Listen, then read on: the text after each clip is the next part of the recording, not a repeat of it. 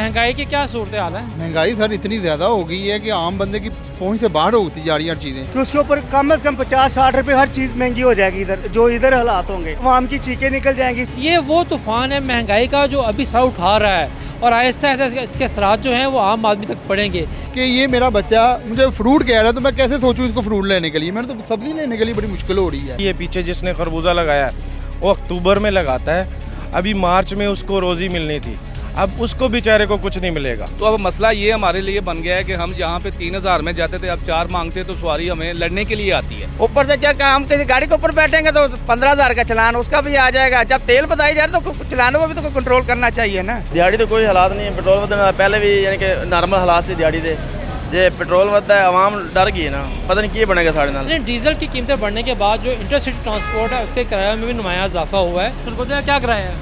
सरगोदे का अभी 2500 ले रहे हैं, पहले 1650 था। अभी क्या टिकट मांग रहे हैं आपसे? अभी ये 2800 मांग रहे हैं। 2800 रुपया जोहराबाद का एक सवारी का।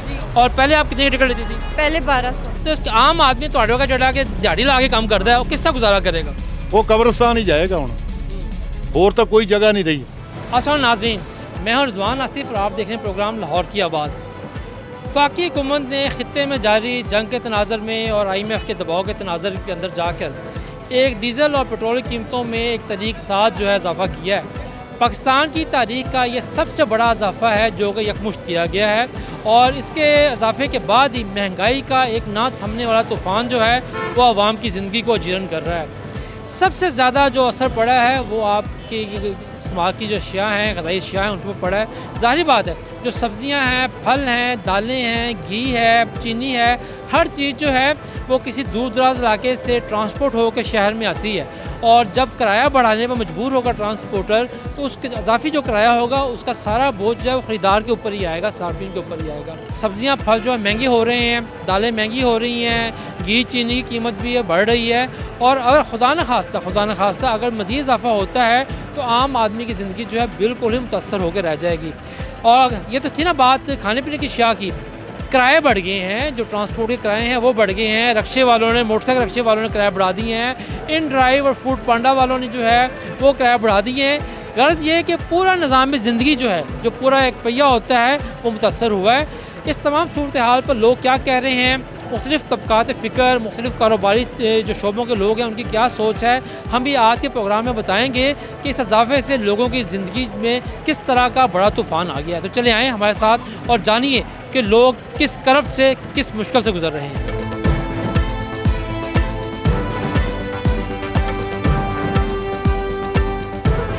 ये बताइए कि आप भी सब्ज़ी मंडी में आए हुए सामान लेने के लिए, तो महंगाई की क्या सूरत हाल है? महंगाई सर इतनी ज़्यादा हो गई है कि आम बंदे की पहुंच से बाहर होती जा रही है हर चीज़ें। ये सब्ज़ी वगैरह, ये भिंडी मैंने 300 रुपये किलो ली है और टिंडे 350 रुपये किलो ली हैं। टमाटर 100 से कम कोई नहीं दे रहा। अभी सीज़न है, टमाटर की फसल आई हुई है।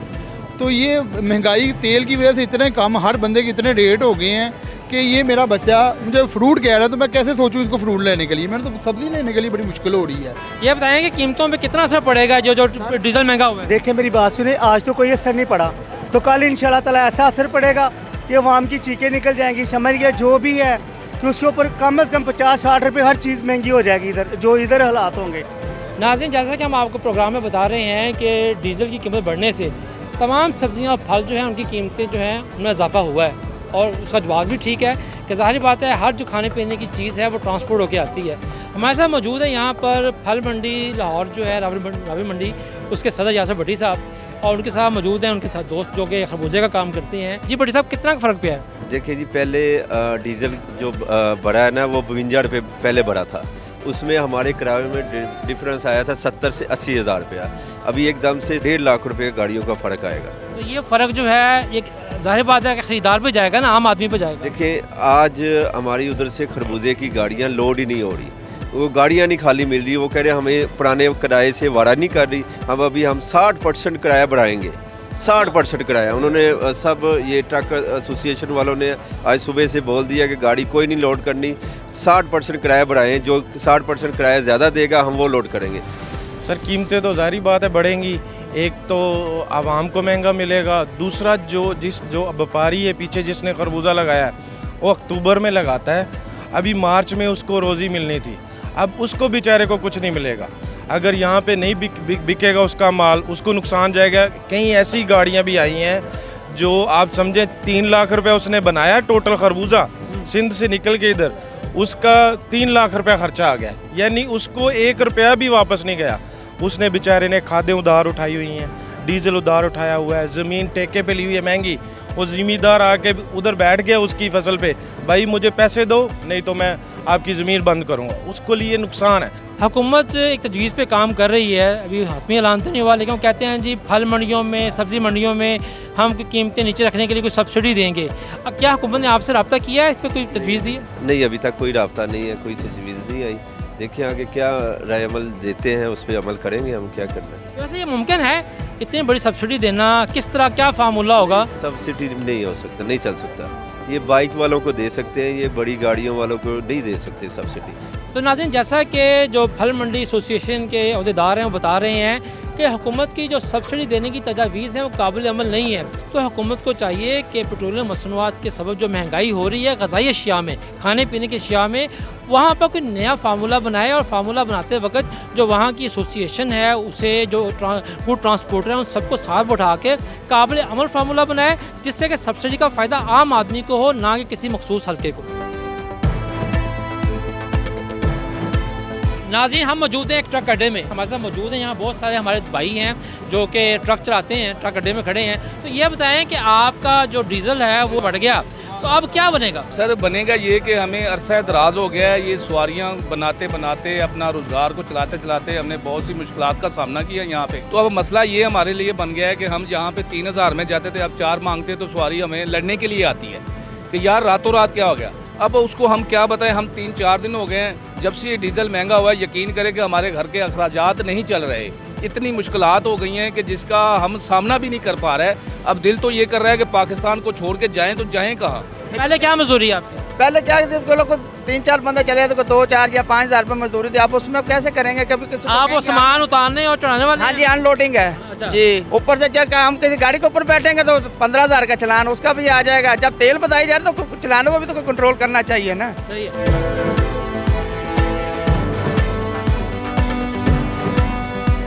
नाज़रीन, डीज़ल की कीमतें बढ़ने के बाद जो इंटरसिटी ट्रांसपोर्ट है उसके किराए में भी नुमाया इजाफा हुआ है। जो इंटरसिटी ट्रांसपोर्ट के किराए हैं, अगर हम एवरेज लगाएं तो हर शहर का जो किराया था उसमें 100 से लेकर 250 रुपये जो है ना वो फ़ी सवारी वो इजाफा हुआ है। और अभी ट्रांसपोर्टर्स का ये कहना है कि अगर डीज़ल जो है वो मज़ीद महंगा होता है तो किराए भी उसी निस्बत से महंगे होंगे।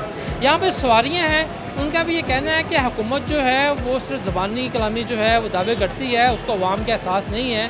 अब लाहौर के अंदर तकरीबन लाखों लोग वो हैं जो कि दूसरे शहरों के रहने वाले हैं, और जो नज़दीकी शहरों वाले हैं वो तकरीबन हर हफ्ते जो है अपने इलाकों में जाते हैं और फिर 2 दिन छुट्टियां गुजारने के बाद वापस शहर लाहौर में आते हैं। अब उनका ये शिकवा है कि कब किराए इतने बढ़ जाएंगे तो हम कैसे जो है हर हफ्ते अपने घरों को जा सकेंगे। तो यहाँ चंद सवारियों से ही बात करते हैं और जानते हैं कि उनके क्या तसरात हैं। कहाँ के रहने वाले हैं? हम दूर का खैबर पख्तूनख्वा का रहने वाले, इधर चक्कर के लिए आए हैं ना, वो अभी जा रहे हैं सरगोदा। तो सरगोदा का क्या किराया है? सरगोदे का अभी 2500 ले रहे हैं। पहले 1650 था। अच्छा, हाँ 1650 था, आज 2500 मांग रहे हैं आप? हाँ ठीक है। और आप आखिरी दफ़ा सरगोदे कब गए थे? कब गए थे सरगोदे? पहले गया था, वो 1 महीना हो गया ना। यानी अभी जो हालिया इजाफा है पेट्रोल डीजल का, उसके बाद उन्होंने किराया बढ़ाया है। और 2500 का मतलब है तकरीबन ये आपसे 700-800 रुपये ज़्यादा मांग रहे हैं आप? हाँ ज़्यादा मांग रहे हैं, 900 तक। 900 रुपये मांग रहे हैं? ये 1650 था ना, अभी 2500 दे रहे हैं। अच्छा, ये तो ये बहन कि आप अभी यहाँ पर आई हैं, तो आपने कहाँ जाना है? मैंने जोराबाद जाना है। तो अभी क्या टिकट मांग रहे हैं आपसे? अभी ये 2800 मांग रहे हैं। 2800 रुपये जोराबाद का एक सवारी का। और पहले आप कितने की टिकट लेती थी? पहले 1200। 1200, इसका मतलब ये तो आपसे 1600 रुपये ज़्यादा मांग रहे हैं। जी, बहुत ज़्यादा ले रहे हैं। मैंने उनको ये भी बोला है कि कुछ कम कर दें, पर वो कह रहे हैं नहीं ये फ़िक्स है, अब नहीं हो सकता। नाज़रीन, यहाँ पर गो के जो अड्डे की इंतज़ामिया है उनका ये कहना है कि हमने जो किराए हैं वो 100 से 250 रुपये बढ़ाए हैं, लेकिन यहाँ पर जो सवारियाँ मौजूद हैं उनका ये कहना है कि यहाँ की जो ट्रक अड्डे की इंतज़ामिया है उसने तकरीबन 800 से लेकर 1600 रुपये तक का इजाफा किया है मुख्तलिफ़ शहरों के टिकट में, तो जो कि बहुत बड़ा इजाफा है। और लोग यहाँ पर बेतहाशा परेशान हैं कि इतना इजाफा जो है वो कैसे बर्दाश्त करेंगे। और जब लोग जो है वो टिकट काउंटर पर बहस करते हैं तो उन्हें कहा जाता है कि अगर वहाँ टिकट लेनी तो ले, नहीं तो आप ना लें। अच्छा ये बताइएगा कि आप जो है ये सवारी का काम करते हैं बाइक के ऊपर, तो अब मुसलसल 2 दफ़ा पेट्रोल बढ़ गया है, तो क्या सूरत है, सवारी जो है वो तो आपसे लड़ती होगी? जी इस तरह है कि पहले तो सवारी लड़ती थी, अब तो मज़ीद अब तो बहस में लड़ने का जब मामला बना हुआ है कि सवारी अब तो मतलब कि जो 50 रुपये 100 रुपये इस तरह होता ना तो गुजारा कर लेते थे, अब तो सीधा ही 500 300 400 रुपये मामला बना हुआ है, जिससे हमारे बाइक का पेट्रोल भी फ्यूल नहीं पूरा होता, घर के मामला भी मुश्किल से चलते हैं। भाजी ये दसो तुम दिहाड़ी करते पे हो, ठीक है ना जी, आप तुम मशीनां रखी हुई ने, पहले महंगाई तो बड़ी बुरी हालात ने, महंगाई दे काम है कोई नहीं है, हुण यकदम पेट्रोल डीजल हर शे महंगी होगी, की हालात ने दिहाड़ी दे? दिहाड़ी तो कोई हालात नहीं है, पेट्रोल ਵਧਣ पहले भी यानी कि नॉर्मल हालात से दिहाड़ी दे, जे पेट्रोल ਵਧਦਾ है आवाम डर गई है ना, पता नहीं की बनेगा साढ़े नाल अगे आने वाले वक्त की बनेगा, आज पेट्रोल ਵਧਦਾ है कल ਵਧਦਾ है, कोई पता नहीं चलता इस चीज़ का। लोगों ने अपने काम रोक लेने, अपने काम रोक के आंदा ही कोई नहीं, सारे बैठे नजर मारो कैमरा मारो, हाँ सारे बैठे सारे लैने लगे हुए हैं जनाब। की काम करते हो? मजदूरी करने जी। मजदूरी की हालात ने? काम है ही कोई नहीं जी। तू काम क्यों नहीं लो? और तुम्हारी हुकूमत कहती काम ही काम है हर पासे। हुकूमत की कहती है जी, वो आंधी गरीब बंदा रवे ही ना।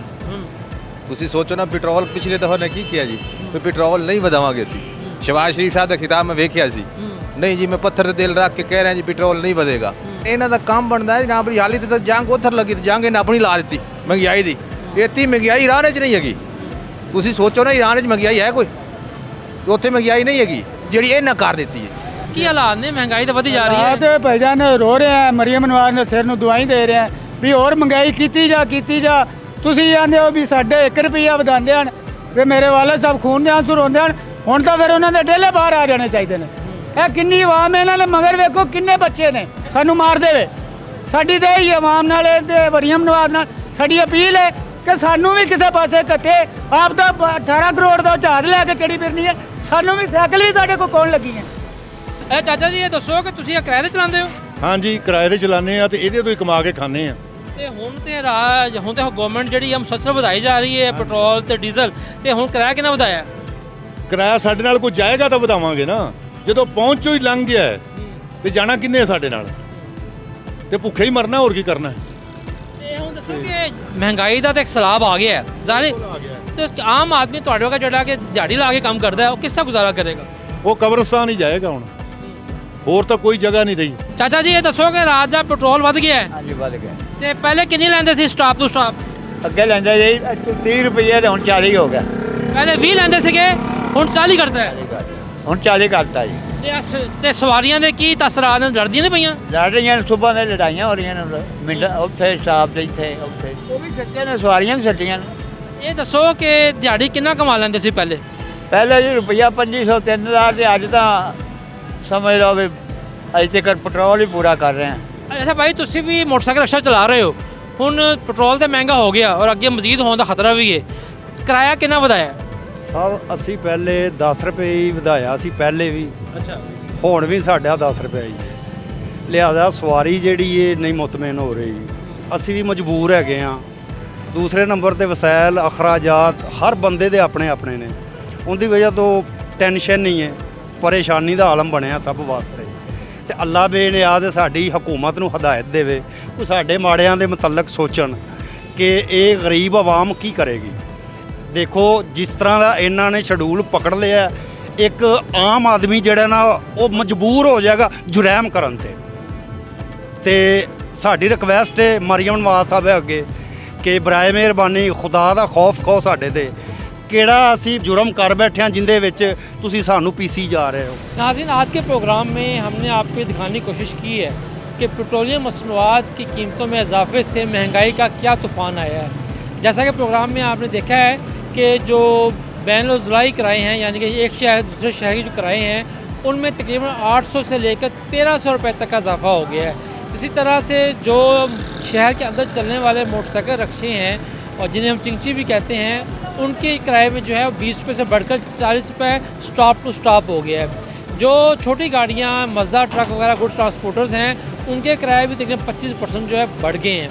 और अगर हम बात करें मालबरदार गाड़ियों की जो ग़िज़ाई अशिया लेके आती हैं जिनमें सब्ज़ियाँ फल दालें घी चीनी वगैरह शामिल है, तो उनके किराए जो भी हैं वो भी खतर खा पड़े हैं। मिसाल के तौर पर एक जो गाड़ी जो है वो सिंध से खरबूजा लेकर आ रही है लाहौर की मंडी में, उसके किराए में तकरीबन 1 लाख रुपया इजाफा हुआ है।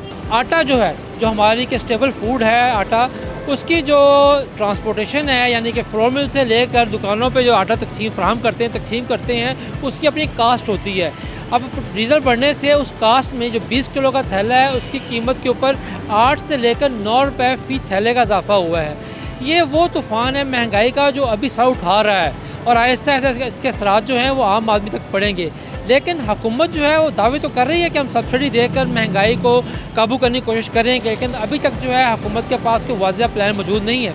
आप मेरे अकब में देख सकते हैं, ये जो मेरा कैमरा में दिखा सके, ये वो दिहाड़ीदार मज़दूर हैं जो कि इस महंगाई से सबसे ज़्यादा मुतासर हुए हैं।